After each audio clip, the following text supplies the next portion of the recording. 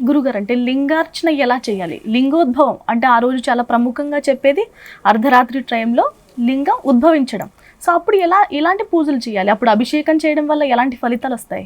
చాలా చక్కని ప్రశ్న గాయత్రి. ఎందుకంటే మొట్టమొదలు మనకు తెలుసున్న కథ అయినా కూడా ఈ రోజున ఒక్కసారి అందరం వినాలి, దాని గురించి మరొక్కసారి తెలుసుకోవాలి. ఎందుకంటే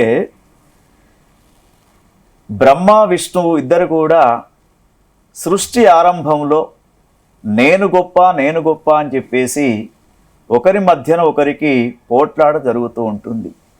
అది ఎంతవరకు వచ్చిందంటే ఒకరిపైన ఒకరు అస్త్రాలు వేసుకోవడం, పాశుపతారనంటే అస్త్రాలను ఒకరిపైన ఒకరికి సంధించుకోవడం జరుగుతూ ఉంది.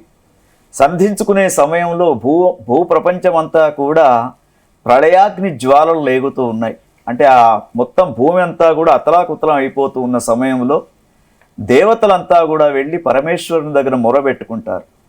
పెట్టుకోగానే ఆ పరమేశ్వరుడు అర్ధరాత్రి సమయంలో, అంటే మాఘ బహుళ చతుర్దశి అర్ధరాత్రి సమయంలో సుమారు 12 గంటల ప్రాంతంలో ఇద్దరి మధ్య ఒక జ్యోతిర్లింగ స్వరూపంగా ఆవిర్భవిస్తాడు. ఆవిర్భవించిన తర్వాత ఆ జ్యోతిర్లింగం పెరిగి పెరిగి పెరిగి చాలా ఎత్తు వరకు పెరుగుతూ ఉంటుంది. చివరికి బ్రహ్మ విష్ణువులకు ఆ శివుడు ఒక పరీక్ష పెడతాడు. ఏమిటంటే ఎవరైతే నా పై భాగం కానీ కింది భాగం కానీ ఎవరు ముందు, అంటే ఊర్ధ్వభాగంలో అధోభాగంలో ఎవరు ముందు నన్ను చేరుకొని వచ్చి చేస్తారో వారికి ఆధిపత్యం ఇస్తామని చెప్పేసి అంటారు. అప్పుడు వెంటనే హంసవాహనారూఢుడైనటువంటి బ్రహ్మ పైకి ఎగురుతాడు. హంసవాహన రూపంతో, వరాహ రూపంతో విష్ణుమూర్తి ఆ శివలింగం యొక్క క్రింది భాగానికి వెళ్తాడు.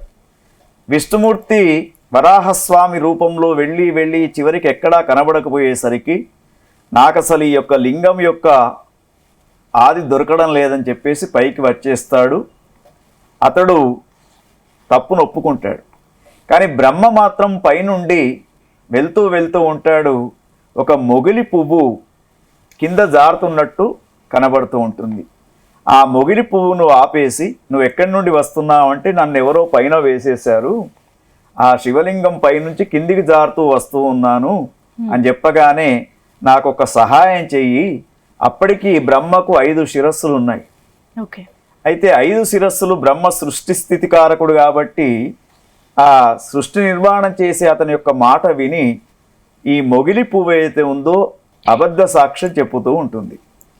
అదేవిధంగా పైనుంచి వస్తున్నటువంటి ఒక గోమాత కూడా కిందికి వచ్చేటప్పుడు ఆ గోమాతతోటి కూడా చిన్న అబద్ధం ఆడిస్తూ ఉంటాడు. ఎవరు? బ్రహ్మ. ఈ 2 సాక్ష్యాలను తీసుకొని శివుని ముందర నేను పై భాగానికి వెళ్ళి దాన్ని స్పృశించి వచ్చానని చెప్పేసి, కావాలంటే ఈ 2 నాకు సాక్ష్యం ఉన్నాయని చెప్పేసి ఆ మొగిలి పువ్వుతోటి తర్వాత ఈ యొక్క గోమాతతోటి అబద్ధ సాక్ష్యం చెప్పించడానికి ప్రయత్నం చేస్తాడు. అయితే మొగిలి పువ్వు చెప్తుంది, అవును బ్రహ్మగారు పైనుంచే వస్తూ ఉన్నారని చెప్పేసి.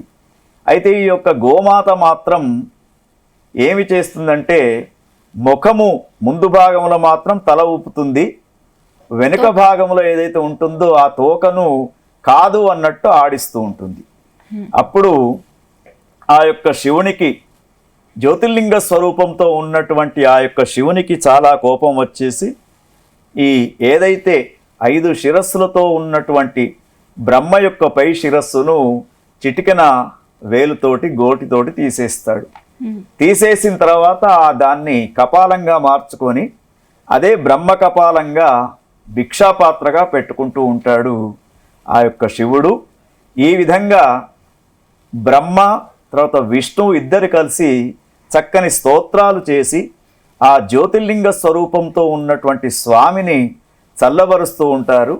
అప్పుడు ఆ యొక్క శివుడు లింగాకార స్వరూపంతో, జ్యోతిర్లింగంగా ఉన్నటువంటి శివుడు లింగాకార స్వరూపంతో ఆవిర్భవించినటువంటి రోజు కాబట్టి దానికి మనము మహాశివరాత్రి లింగోద్భవ కాలం అని చెప్పేసి దానికి చెప్పడం జరుగుతుంది.